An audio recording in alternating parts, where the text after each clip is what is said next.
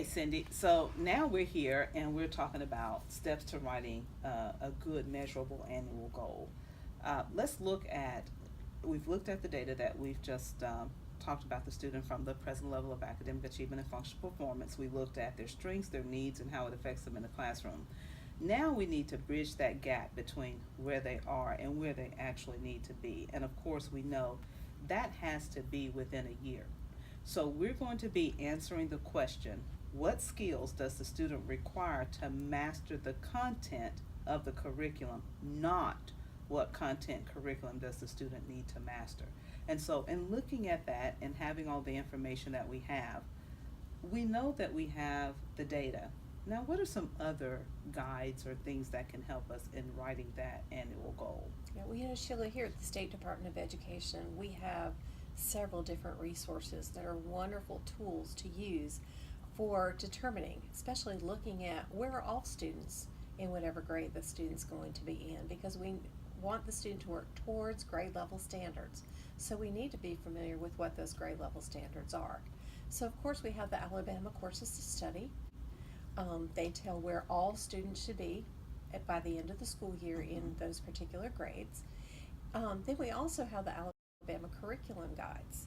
Now they're developed by Special Education Services, because what they do is they list those grade level standards, but then they have objectives, which are prerequisite skills, needed skills, vocabulary. Even sometimes if it's a very complex standard, it might break it down into smaller pieces. And so that was a really great tool for helping you figure out, okay, they can do this skill, and this skill towards that grade level standard, but here's where that need is, where that gap starts. And so it helps you to determine maybe what an objective or standard should be. We also have the Alabama Alternate Achievement Standards, which are for those students with significant cognitive disabilities. And then we have the Alabama Developmental Preschool Standards for those pre-K students.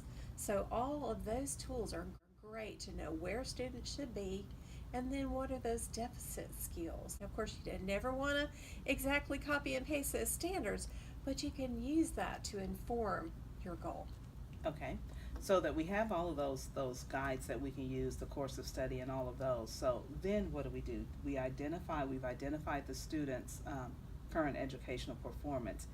What do we need to do? How do we prioritize? Well, that is right, because students may have a lot of gaps.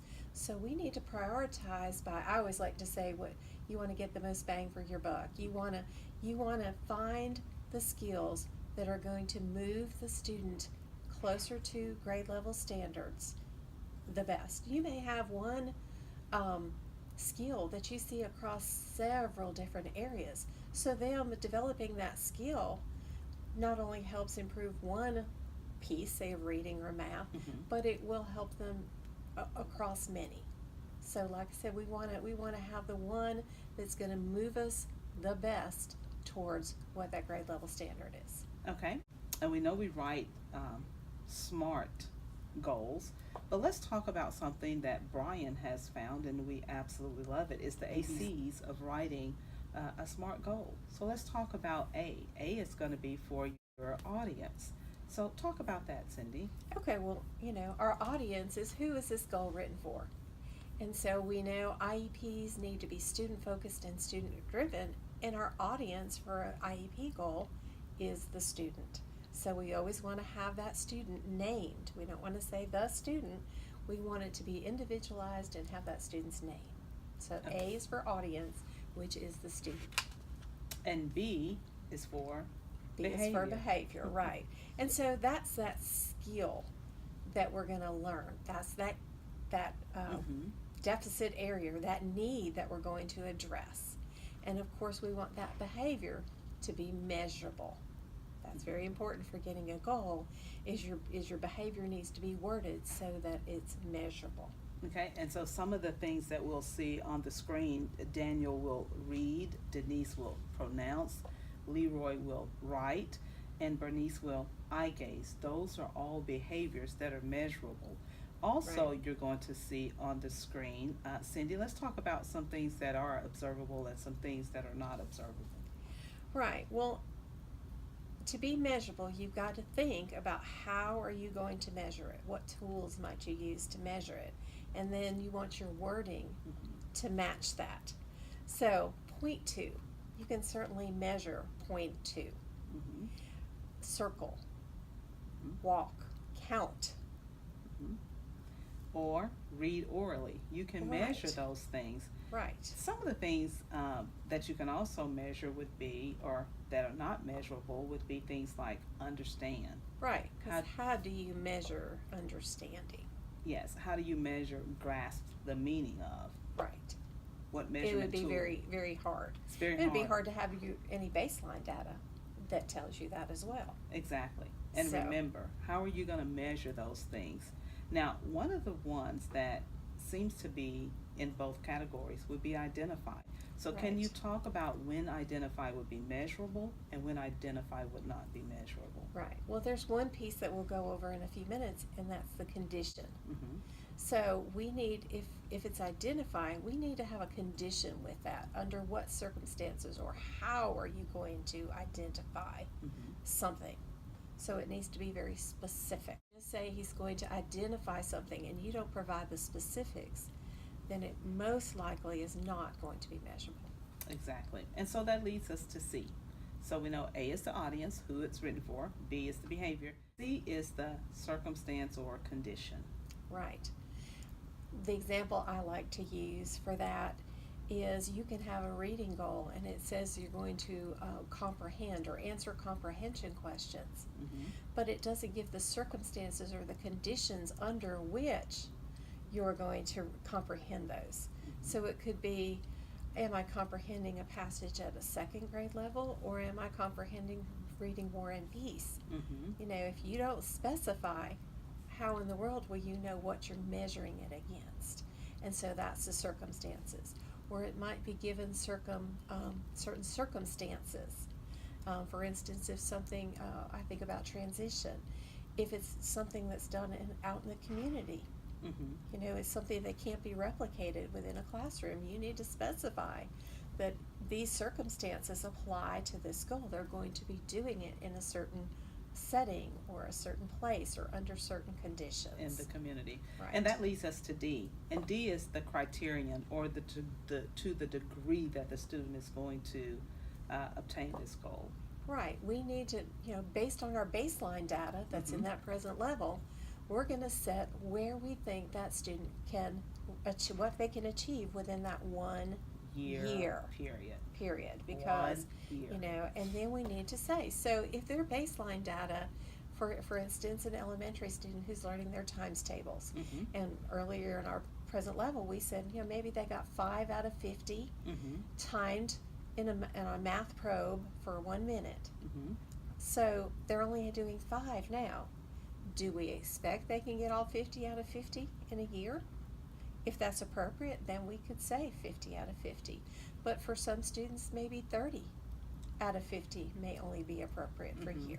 Mhm. Now there are a few, you know, that it's going to be 100% always. Mm-hmm. We certainly don't want to have across the street safely that's not set at 100%. Exactly. So, you know, sometimes it's even understood that it's going to be 100%, but we really, for measurement purposes, need to specify that it's going to be gained at 100% And let's go accuracy. back to students crossing the street safely at 100%. You want that at 100%, but some goals like that may have to be with assistance. Right. Or without assistance. And And that goes back to that C, which is those circumstances or the conditions with which they will be achieve able that to goal. achieve that goal. Right. And that leads us to E. And I think sometimes E is thought of at the end, and that's evaluation. And I think we have to evaluate at the end, but this is talking about evaluations all throughout Right. the term of that IEP. Right. So You let's should talk about always that. keep in mind how you're going to evaluate as you're writing your goal, Mm-hmm. because that's how you're going to get your data to prove whether mastery was achieved for that goal or not. And so evaluations, you know, there's all kinds of different ways. You know, grading rubrics, observations, classroom tests, Mm-hmm. those kinds of things. Now, in our state forms, we have check boxes. Mm-hmm. So we don't necessarily write our evaluation method within our goal, but it is there immediately following the goal. Okay. Now, sometimes you'll have something that's not one of those automatic check boxes. So we do have a blank that says other, where if you're coming up with a grading rubric or a certain checklist, a behavioral checklist, or things like that, you can specify that in the other box as well. Our last Exactly, and it alphabet leads that us we're to gonna our look at, and last that's F, and that's alphabet the that we're gonna time look at, frame. and that's F, Right. and that's the time frame. Right, When will this be achieved?